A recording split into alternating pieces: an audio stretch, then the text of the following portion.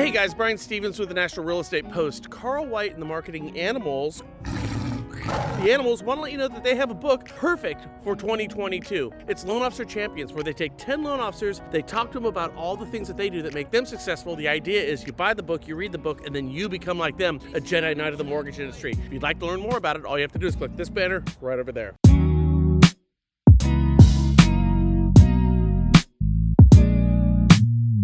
And by the way, yes, we're outside today because over the Thanksgiving holiday, we decided to move our office. We went from the little one, we're kind of like the Jeffersons, we're moving on up to the second floor in a bigger office. Process of doing it, it takes a little bit more time than we thought, and moving totally sucks. Man, does it ever suck. Here's the thing, if I'm a realtor or lender, I would have like a hauler and movers and a handyman on speed dial. Even as a loan officer, I would have this as well, so I can go ahead and offer this up to my clients. Nothing is better than somebody who will move your crap for you when you need to move. Now on to the show. And like clockwork, sad to say, COVID numbers are going up in the United States. We have a brand new variant coming out of South Africa. And what happened on Black Friday? The stock market, it hit the skids. So what's happening with interest rates? Well, according to what I call the CHV, the COVID hysteria variant, the Omega plus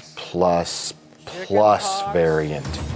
It's resistant to any known vaccine and is 100 billion times more contagious than any disease ever known to mankind. it's going up and investors are moving money from stocks to bonds and mortgage interest rates are going to drop. And that's the reason why. Now, I've been telling you guys this for a long time now, and everybody who knows this stuff has been disagreeing with me. And at the end of the day, my new indicator is more accurate than any of the old ones that we used to use. See, with the federal government pumping trillions and trillions of newly minted greenbacks into our economy, it's created something of a false economy because we can no longer trust our traditional indicators to see if rates are going to go up or go down. Rates could be headed up and the Fed could increase their $35 billion monthly mortgage-backed security purchasing and keep rates down. Gas prices could be going up and then we could just decide to, I don't know, release 50 million additional barrels of crude. Capitalism at work. This ought to show the son of buddy. Now explain to me how exactly we're going to calculate the totals. Oh, it's easy, dude.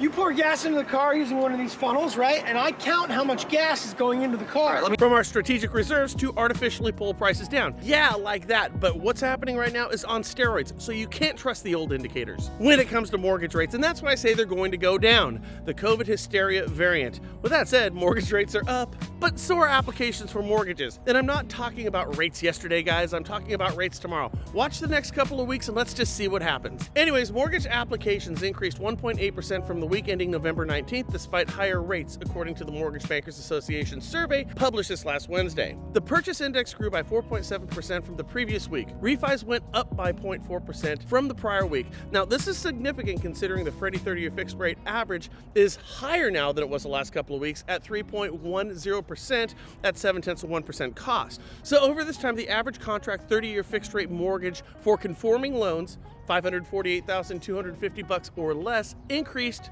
to 3.24%, 4 basis points higher than from the previous week. For jumbo mortgage loans, that's loans greater than $548,250, it went up 3.28%. Interesting. That's 2/100ths up from the previous week. And it is a Fannie Freddie GSE market. Why? Because refinances represented 63.1% of total applications, up from 62.9% the previous week. Now, here's the whole point why I say it's a GSE market. VA loans, they were 10.3% of the share, decreasing 5 basis points. Meanwhile, FHA loans went up to 8.9%, up from 8.6%. USDA shares, 0.4% in total. This means Ginnie loans only represented about 20% of all loans in the entire country, and over half of those were VA loans, so they don't really even count for what I'm talking about. And here's what I'm saying. FHA loans, the loans that were built to serve underserved communities across our country that we are so concerned at HUD to help out, is drastically and disproportionately lower than the percentage of folks in underserved communities. FHA loans only represent 8%. This is drastically worse, and it's horrible news for HUD. In most markets, HUD's loan limits for their FHA loans are $331,760. Get this, the average home price in the United States right now is $374,900. So if you're pulling out your abacus to do some math right now, that means FHA loans are about $43,000 lower than the average home price. So question, why aren't people using FHA loans? The answer is the loan limits are too low.